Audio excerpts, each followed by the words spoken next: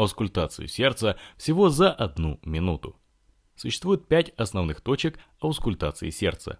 Первая точка аускультации совпадает с верхушечным толчком, который чаще всего локализуется в пятом межреберье на 1 см кнутри от левой среднеключичной линии. Здесь находится точка аускультации митрального клапана.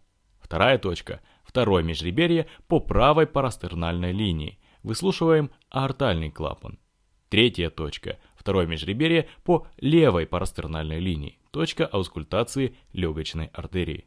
Четвертая точка – у основания мечевидного отростка. Выслушиваем трехстворчатый клапан.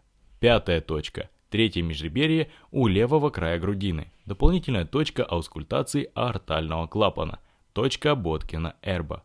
Точки аускультации можно запомнить при помощи мнемоники Мальта.